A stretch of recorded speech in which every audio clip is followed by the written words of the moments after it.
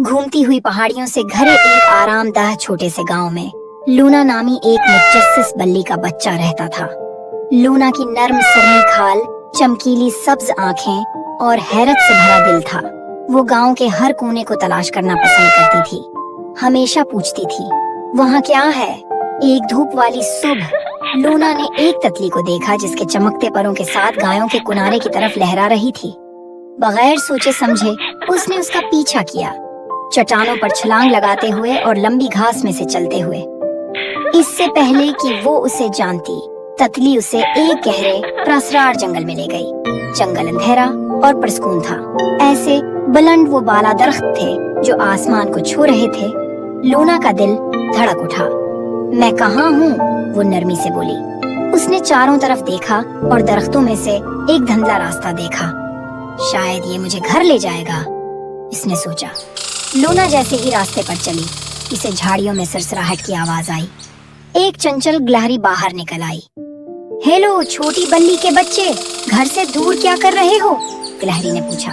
Luna ने बताया कि किस तरह उसने तितली का पीछा किया और गुम हो गई। गिलहरी ने मुस्कुराकर कहा, फिक्र न करो, मैं इस जंगल को अच्छी तरह जानता हूँ। मैं आपका रास्ता तलाश करने में आपकी मदद करूँगा।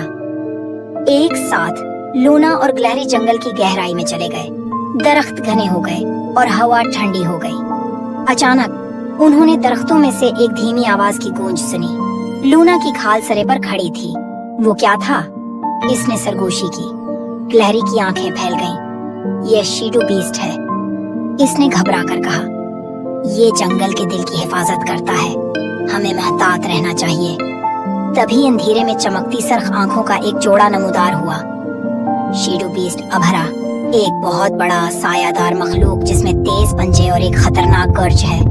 लूना खौफ से जम गई, लेकिन गिलहरी ने उसका पंजा पकड़ लिया। दौड़ो, उसने चलाया। वो जंगल में ढल गए।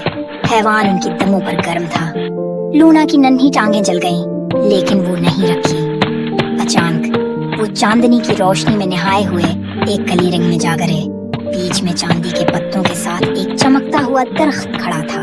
शीडो बीस्ट गया, घबराता हुआ, लेकिन अंदर दाखिल न हो सका। ये रोशनी से डरता है, गिलहरी ने सरगोशी की। लूना ने करीब कदम रखा और उसकी बुनियाद पर एक छोटा सा चमकता हुआ फूल देखा। उसने उसे अपने पंजे से हटा दिया, नरमी से छुआ और फूल खुल गया। साफी को रोशनी से भर दिया। शीडो बीस्ट ने एक आखिरी राह निकाला और साए में गायब हो गया। गिलहरी मुस्कुराई। तुमने ये किया लूना, आप जंगल में रोशनी वापस ले आए हैं। जैसे ही सुबह की पहली करने दरख्तों में से गुजरे, लूना और गिलहरी को वापस गांव का रास्ता मिल गया। लूना अपने नए दोस्त की तरफ मतवज्जा हुई और कहा, मेरी मदद करने के लिए आपका शुक्रिया, मैं तुम्हें कभी नहीं भूलूंगा। इस दिन से लूना अब भी तलाश करना पसंद करती थी, लेकिन उसने हमेशा एक दोस्त को साथ लाने को यकीनी बनाया। इसने सीखा कि तारीक तरीन जगहों पर भी हमेशा रोशनी रहती है, और ये कि बहादुरी और मेहरबानी खौफनाक तरीन चैलेंजों पर भी काबू पा सकती है।